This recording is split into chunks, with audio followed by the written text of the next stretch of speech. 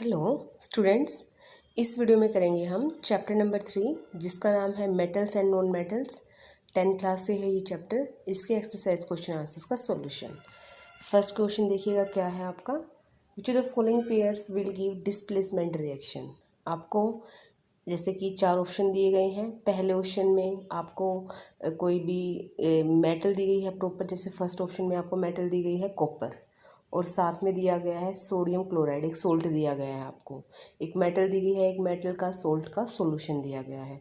तो आपको ये बताना है कि किस पेयर्स के अंदर आपकी डिस्प्लेसमेंट रिएक्शन होगी। तो देखिए, ज़्यादा रिएक्टिव मेटल होगी अगर सोल्ट सॉल्यूशन के अंदर, तो वो मेटल को डिस्प्लेस नहीं करेगी। तो देखिए, Na ज़्यादा रिएक्टिव है, Mg ज़्यादा रिएक्टिव है एल्यूमिनियम से, आयरन ज़्यादा रिएक्टिव है सिल्वर से, लेकिन जो सिल्वर है वो कम रिएक्टिव है कॉपर से। तो सिल्वर है जो आपका AgNO3 प्लस कॉपर, जब यहाँ पे हम रिएक्शन करवाएंगे तो जो सिल्वर मेटल है उसको डिस्प्लेस कर देगा कॉपर, और क्या बना देगा, कॉपर नाइट्रेट। क्या बन जाएगा यहाँ पे, कॉपर नाइट्रेट। और साथ में कौन सी मेटल डिस्प्लेस हो जाएगी, आपकी सिल्वर। तो यहाँ पे कौन सी डिस्प्लेसमेंट रिएक्शन हुई है, आपकी डी पार्ट वाली। Next question, which the following method is stable for preventing an iron frying pan from rusting. एक फ्राई पैन है, खाना जिसके अंदर फ्राई करना है हमें, आयरन का है वो। हम चाहते हैं कि हमारा आयरन का फ्राइंग पैन ख़राब ना हो, तो कौन सा मेथड आप यूज़ करेंगे कि उसको रस्टिंग से बचाया जा सके। तो ऑप्शन देख लीजिएगा क्या क्या है। First option, applying grease, paint, zinc coating, या ऑल दी अबव। देखिए, ऑल दी अबव तो नहीं कर सकते हम। जो ज़्यादा स्टेबल मेथड होगा वो क्या होगा, apply the coating of the zinc, क्योंकि जिंक जो मेटल है वो क्या करेगी, उसको रस्टिंग से बचाएगी। अगर ग्रीस लगाया हमने, पेंट लगाया, तो वो क्या हो जाएंगे, बार बार वॉशिंग में उतर जाएंगे, ठीक है। और जो हमारी कोटिंग है पेंट की, ग्रीस की, वो डिस्ट्रॉय हो जाएगी। तो और हीट करेंगे तो क्या हो जाएगा, पेंट हमारा ख़राब हो जाएगा, ठीक है। तो हम खाने की जो आर्टिकल्स है वो भी हमारे ख़राब हो जाएंगे, तो हम ये चीज़ें यूज़ नहीं कर पाएंगे। तो जो सुटेबल मेथड होगा वो कौन सा होगा, अपना applying a coating of a zinc. Next question, an element react with oxygen to give a compound with a high melting point. This compound is also soluble in water. The element is likely to be। देखिए, आपको उस element का नाम बताना है जो oxygen से reaction करेगा, और उस कंपाउंड का मेल्टिंग पॉइंट क्या होगा, हाई होगा ऑक्सीजन से रिएक्शन करने के बाद। अगर उसको पानी में डालोगे तो पानी के अंदर घुल जाएगा। तो देखिए क्या है, सबसे पहले इसमें आपका calcium react with oxygen to form calcium oxide, जिसका मेल्टिंग पॉइंट क्या है, ज़्यादा। अगर इसको हम वाटर के अंदर डालेंगे तो ये वाटर में डिज़ोल्व हो जाएगा, और क्या बना देगा, आपका अल्कली कैल्शियम हाइड्रोक्साइड। तो आंसर क्या होगा इसमें, आपका calcium. Food cans are coated with zinc and not tin and not with zinc. जो फूड की कैंस होती हैं उनको ना टिन से कोट किया जाता है, जिंक से नहीं। तो रीज़न क्या है, देखिए, जिंक ज़्यादा रिएक्टिव है टिन से, इसलिए हम कम रिएक्टिव मेटल का यूज़ करेंगे फूड कैंस को कोट करने के लिए। Next question, when you are given a hammer, a battery, a bulbs, wires and switch, how could you use them to distinguish between samples of metals and non metals। आप metal और non metal के sample को कैसे अलग करेंगे कि इनमें से जो गिवन सैंपल है वो कौन मेटल और कौन नॉन मेटल है। देखिए, मेटल के अंदर प्रॉपर्टी होती है, जब उनको हैमर के साथ बीट किया जाएगा तो वो मिलिएबल होती हैं, ठीक है। तो अगर हम इन सभी मटेरियल्स को अगर हम वो करना शुरू करें, बीटिंग करना शुरू करें, तो हमें पता चल जाएगा कि ये सारी क्या है, हमारी जो भी मिलेबल होगी वो क्या है, हमारी मेटल है, नहीं तो वो क्या होगी, नॉन मेटल होगी। Similarly we can use the battery, bulb, wires and switch to set up a circuit with the sample. If the sample conduct electricity then it is a metal, otherwise it is a non metal. देखिए क्या है, हम जो battery, bulb, wire और switch दिया है, इसके लिए हम एक इलेक्ट्रिक सर्किट का सेटअप लगाएंगे। अगर सैंपल में से बिजली पास हो गई तो मेटल है, अदरवाइज आपके ये इनमें से कोई ना कोई एक नॉन मेटल होगी। तो इन टेस्ट से हम क्या पता लगा पाएंगे कि हमारा जो सैंपल है वो मेटल है या फिर नॉन मेटल है। No chemical reactions are involve in this test. जो हमने ऊपर टेस्ट किए तो इनमें कोई भी केमिकल रिएक्शन इन्वॉल्व नहीं है। एम्फोटेरिक ऑक्साइड किसको बोलते हैं, 2 के एग्जाम्पल देने हैं आपको। तो एम्फोटेरिक ऑक्साइड वो मेटल ऑक्साइड होते हैं जो एसिड की तरह भी बिहेव करते हैं और बेस की तरह बिहेव करते हैं। तो उन मेटल ऑक्साइड को हम क्या बोलते हैं, एम्फोटेरिक ऑक्साइड। एग्जाम्पल एक तो आपका एल्यूमिनियम ऑक्साइड और दूसरा एग्जाम्पल आपका यहाँ पे जिंक ऑक्साइड। तो एल्यूमिनियम ऑक्साइड की यहाँ पे 2 रिएक्शन दी गई है।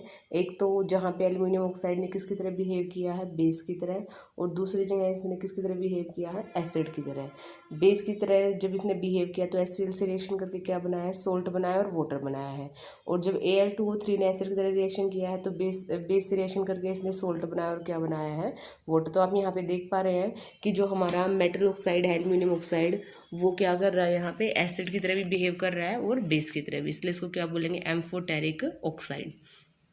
Next question, name two metals will displace hydrogen from dilute acid and two metals which will not. ऐसे आपको दो मेटल के नाम बताने हैं जिसको डाइल्यूट एसिड के अंदर जो आपका हाइड्रोजन है डिस्प्लेस कर पाएगा उनको, और ऐसे दो मेटल के नाम बताने हैं जिसको हाइड्रोजन डिस्प्लेस नहीं कर पाएगा। तो देखिए जो हाइड्रोजन से ऊपर मेटल सारी एक्टिविटी सीरीज के अंदर आयरन हो गया, आपका यहाँ पे सोडियम हो गया, पोटाशियम हो गया, जिंक हो गया, मैग्नीशियम हो गया, तो ये सारे क्या कर देंगे, हाइड्रोजन को डिस्प्लेस कर देंगे। ठीक है, तो कोई भी दो एग्जांपल दे देंगे आप यहाँ पे, और जो डिस्प्लेस नहीं करेंगे वो हाइड्रोजन के जो नीचे हैं आपके रिएक्टिविटी सीरीज के अंदर, लाइक कॉपर हो गया आपका, सिल्वर हो गया, गोल्ड हो गया, प्लेटिनम हो गया, तो कोई भी एग्जांपल दे सकते हैं आप यहाँ पे। In the electrolytic refining of the metal M, what would you like to take as the anode and cathode and the electrolyte?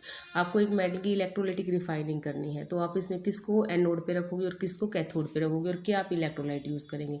तो आपको याद रखना है, एनोड को हमेशा इम्प्योर टर्मिनल पे रखना है, और कैथोड को हमेशा किस इलेक्ट्रोड पे रखना है, आपको प्योर मेटल की थिन स्ट्रिप कैथोड पे लगानी है।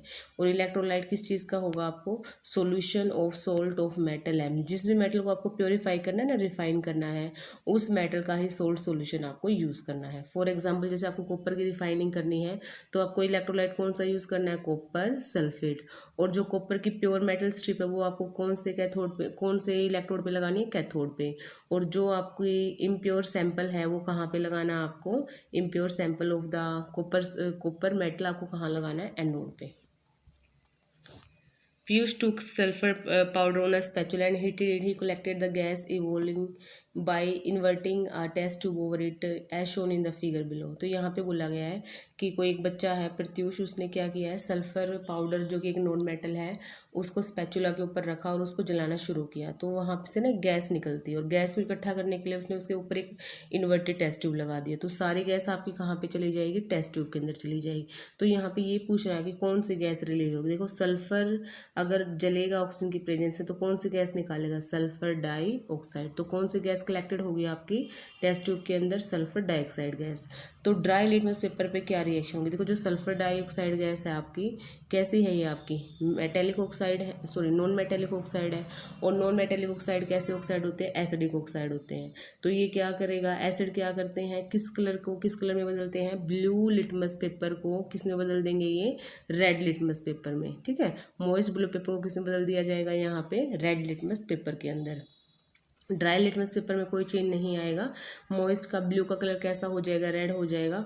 और बैलेंस रिएक्शन मैंने अब आपको बताई थी वो आप लिख लेंगे यहाँ पे। तो देखिए आपको सॉल्यूशन दिए गए हैं, as sulphur react with oxygen to form sulphur dioxide and sulphur dioxide react with water acid. कौन सा एसिड बनेगा यहाँ पे, आपका सल्फ्यूरस एसिड। फॉर्मूला क्या है, H2SO3। देखिए H2 ये रहा आपका, S और O दो है ये है, और एक O आपका ये है, तो H2SO3 कौन सा एसिड है, ये sulphurous acid. State 2 ways to prevent the rusting of the iron. Iron को रस्ट होने से बचाने के लिए आप कौन से दो तरीके यूज़ करेंगे। तो सबसे पहला आपको जो नॉर्मली हम यूज़ करते हैं, ऑयल लगा देंगे, मेटल की सरफेस के ऊपर ग्रीस लगा देंगे, पेंट कर देंगे, ताकि जो एयर के अंदर जो मॉइस्चर है और जो ऑक्सीजन है वो हमारे आयरन के डायरेक्ट कॉन्टैक्ट में ना आ पाए और आयरन के अंदर रस्टिंग ना हो। दूसरा मेथड आपका गैल्वेनाइजेशन। गैल्वेनाइजेशन में हम क्या करते हैं, जो लोहे का कोई भी आर्टिकल है उसके ऊपर हम जिंक मेटल की कोटिंग कर देते हैं, और जो जिंक मेटल है वो ऑक्सीजन और एयर से रिएक्शन नहीं करता है, जिसकी वजह से क्या होगा, जो हमारा अंदर वाला आयरन था, जो कंटेनर था, जो मेटल था हमारा, वो प्रोटेक्ट हो जाएगा जिंक कोट करने के बाद। इस तरह से रस्टिंग को हम रोक पाएंगे। What type of oxide is form when non metal combine with oxygen. देखिए अभी हमने पीछे भी एक एग्जांपल लिया था, सल्फर का एग्जांपल लिया था, वहाँ पे जब नॉन मेटल ऑक्सीजन से रिएक्शन करते हैं तो क्या बनते हैं आपके नॉन मेटल ऑक्साइड, और नॉन मेटल ऑक्साइड का नेचर कैसा होता है आपका, acidic. Question number 12, give reason platinum gold and silver are use to make jewellery. क्यों यूज़ करेंगे, क्योंकि शाइनिंग होती है, कोरोजन नहीं होता है, रिएक्टिव कम है, तो ये रीज़न रहेंगे यहाँ पे। दूसरा क्वेश्चन आपका sodium potassium and lithium are store under oil, क्योंकि ये ना बहुत ही ज़्यादा क्या है आपकी रिएक्टिव मेटल्स है। एयर में रखेंगे एयर से रिएक्शन, ऑक्सीजन जो से रिएक्शन कर लेंगे, वाटर के अंदर रखेंगे तो वाटर से रिएक्शन। तो इनको हम ऐसे प्लेस पे रखेंगे जिनसे रिएक्शन ना कर पाए, और वो क्या है आपके ऑयल। और कौन सा ऑयल यूज़ करते हैं हम? Kerosene oil. Aluminium is highly reactive metal yet it is use to make utensils for cooking. जो एल्यूमिनियम है वो बहुत ही ज़्यादा रिएक्टिव मेटल है, लेकिन फिर भी उसका यूज़ हम कुकिंग के यूटेंसिल्स बनाने के लिए करते हैं, क्योंकि जो एल्यूमिनियम मेटल है वो ऑक्सीजन से रिएक्शन करके प्रोटेक्टिव लेयर बना देती है एल्यूमिनियम ऑक्साइड की। किस चीज़ की? एल्यूमिनियम ऑक्साइड की। और जो एल्यूमिनियम ऑक्साइड है उसके ऊपर फर्दर ऑक्सीडेशन नहीं होता है, ठीक है। तो एक तरह से रजिस्ट हो जाता है ये फर्दर ऑक्सीडेशन से, तो इसलिए हम एल्यूमिनियम मेटल का यूज़ करते हैं। Next, carbonate and sulfide ores are usually converted into oxide during the process of extraction। तो देखिए इसका क्या है आपका आंसर, क्योंकि ना जो आपके कार्बोनेट और सल्फाइड ओर हैं उनको ऑक्साइड ओर में बदल लिया जाता है कैल्किनेशन और रोस्टिंग प्रोसेस के through.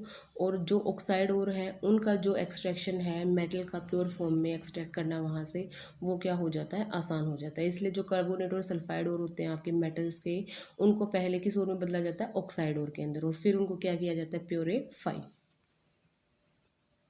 You must have seen tarnished copper vessel being cleaned with lemon or tamarind juice. Explain why these sure substances are effective in cleaning the vessel।